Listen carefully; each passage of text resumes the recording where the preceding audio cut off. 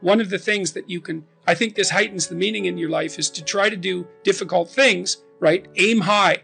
Don't aim so damn high you can't manage it, and make sure you break down your aims into reasonably attainable sub-goals, but you want to aim high, and then you want to see how hyper efficient you can get. That's a great thing to do in your early 20s, is to see, okay, like discipline yourself. You think, okay, how much work can I do if I load myself right to the maximum? How far can I work? How hard can I work until I exhaust myself? And then you back off, obviously, because the optimal amount of working, productive engagement, let's say, is that which is sustainable across decades. So you have to learn that, but you don't learn that without stretching yourself to your limits to begin with. And if your life isn't everything it could be, and if you're suffering from an excess of meaninglessness, well, it means you're not oriented in the world of chaos and order properly. It's like you could learn to discipline yourself. Figure out what it is that you need to do and that you want to do, and then see how efficient you can get. Because one of the things that's quite fun is to figure out, if you have a task, I always tell my graduate students this if they're doing an experiment too.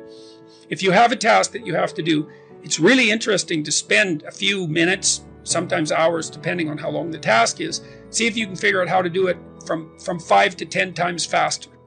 It means you'll have to rearrange the way you think about it, but you can often do it. And that's how extremely productive people get so hyper efficient. It's unbelievable the degree to which our sanity depends on a functioning sociological structure. And here's why. Well, first of all, you kind of need to know what to do every day. You have to have a routine, because you're an animal, and if you have a dog or a cat, dogs are a really good example of this. Dogs like routine. They like to be walked the number of times a day that they're supposed to be walked, and they get quite sick very rapidly if you don't routinize their days. Children are exactly the same way. Now, you can overdo it, right? But still, you need to know approximately when you should get up. It should be approximately the same every day. You need to know approximately when you're going to eat. You need to know what you're going to eat. You need to know who you're going to eat with. You need to know where to buy your food. It's like 80% of your life, 70% of your life, something like that, consists of those things that you do every single day, that you repeat. Well, so you need structure, you need predictability, and you need more of it than you think, just to keep you sane. Now, if you're lucky, and maybe a bit odd, you can deviate 5% from the norm, or 10% from the norm, or something like that, carefully and cautiously, as long as the rest of you is all well ordered in a normative manner. You might be able to get away with that, and you might be able to sustain it across time, and people might be able to tolerate you if you do it, or maybe you'll get really lucky and you happen to be creative but reasonably well put together, and people will actually be happy that there's something idiosyncratic and unique about you. But even under those circumstances, mostly what you want is to have a routine that's disciplined, it's predictable, and bloody well stick to it. You're going to be way healthier and happier and saner if you do that. And then the other thing that you need, because this is one of the things the psychoanalysts got wrong, I think, is that they overestimated the degree to which sanity was a consequence of being properly structured internally, Because from the psychoanalytic point of view, you're sort of an ego, and that ego is inside you. And of course, it rests on an unconscious structure, but the purpose of psychoanalysis is to sort out that unconscious structure and the ego on top of it, and to make you a fully functioning and autonomous individual. But there's a problem with that, because the reason that you're sane as a fully functional and autonomous human being isn't because you've organized your psyche, even though that's important. The reason that you're sane, if you have a well-organized unconscious and ego, is because other people can tolerate having you around for reasonably extensive periods of time, and will cuff you across the back of the head every time you do something so stupid that people will dislike you permanently if you continue.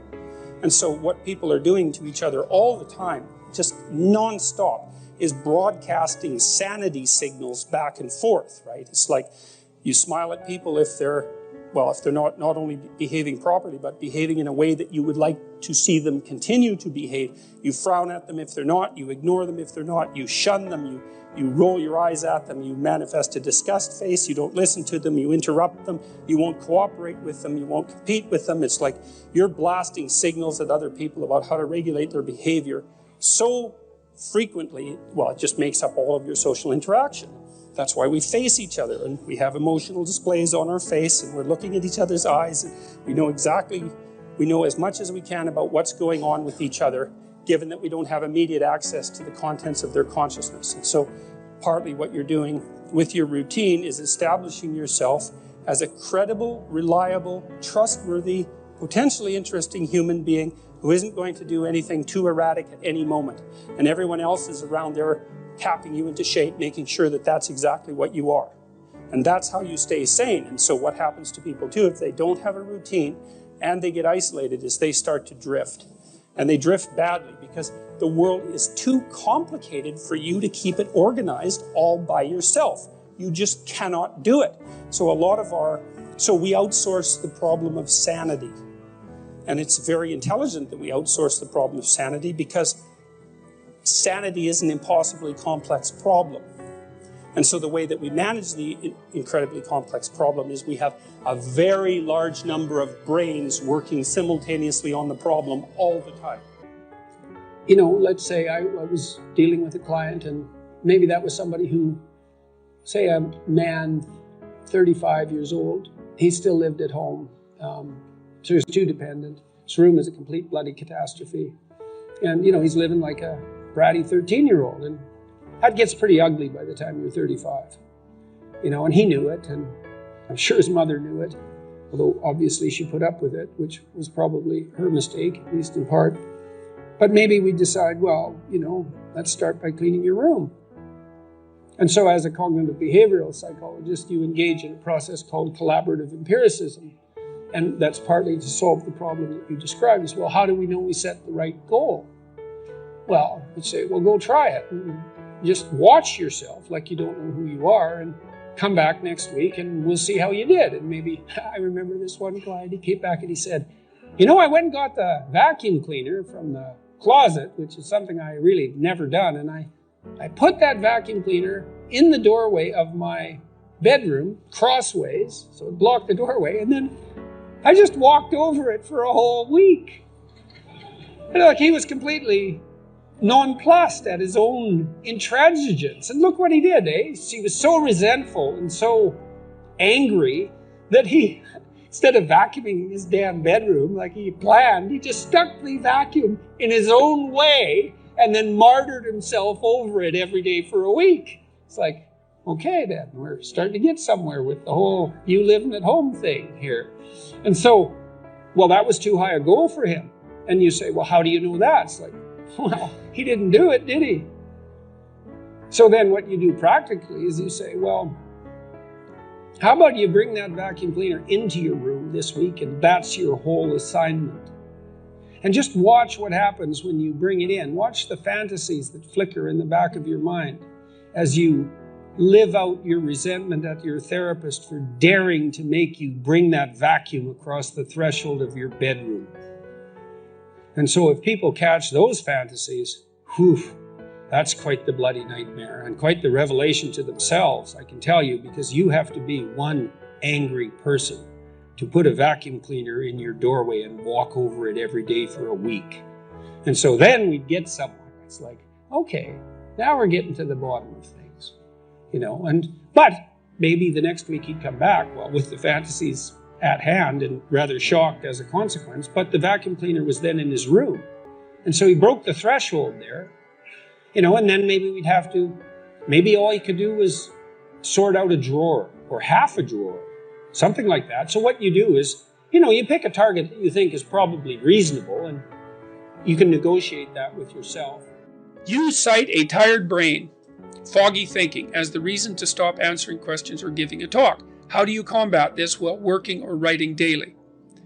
I eat a big breakfast relatively soon on waking. That really helps. If any of you out there are anxious, and many of you no doubt are, there'll be a large number of you who are anxious and don't eat breakfast. And there'll be a whole bunch of you out there who think, I don't eat breakfast. It isn't necessary. It's like, that's wrong. It's necessary. You fasted all night. If you load yourself cognitively or physiologically in the morning, your brain, stressed, will encourage your body to produce insulin. It will take all the blood sugar out of your blood, and then you're done for the day. And then you'll be anxious. And a lot of the rest of you too, you'll find if you're anxious, try this. It's really, really interesting experiment. The next time you're anxious, go eat something.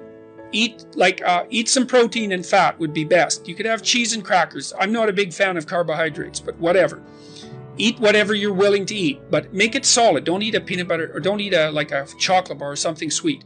Eat something substantial, a piece of meat, a piece of cheese, some peanut butter, something like that. And then wait 10 minutes and see if you're less anxious. And try that for like 2 weeks. Every time you get anxious, eat something. Because then you can find out if your anxiety is linked to low blood sugar. And it's very likely that it is, especially if you also get irritable and foggy in your thinking. And the best way to treat that, as far as I've been able to tell, and there's a decent literature on this, is to make sure that you eat a big breakfast. And you might say, well, I'm not hungry in the morning. It's like, who the hell cares if you're hungry? I didn't say enjoy your breakfast. I said eat it. That's not the same thing. There's lots of things that you need to do that you don't enjoy to begin with. You'll get hungry in 6 months and then you'll start to enjoy it. So that's a massive difference. I take small naps quite frequently. If I'm wiped out, I'll go have a nap for 10 minutes or 15 minutes. And then that helps quite a lot. I try to wake up on a fairly regular schedule. That's another thing I would really recommend for people whose lives are in disarray and who are anxious. Try to fix your wake time. Going when you sleep, that's not so important. So you can still, stay up late and have fun and all that. But getting up in the morning is really helpful. So, and you also have to figure out how much you can work or write. I can't write for more than about my sustainable maximum for writing is 3 hours a day. And if I push it past that, then, especially if I'm editing, I make mistakes when I'm editing, so that's counterproductive, and I can't sustain it across time. And so I don't really think you can do more than about 3 hours of extremely intense intellectual work a day. Although if you have a nap, you can stretch that, but I think at least I end up paying for it across time. So nap, make sure you eat, and make sure that you get enough sleep. So that's how I combat it and try to make myself hyper efficient.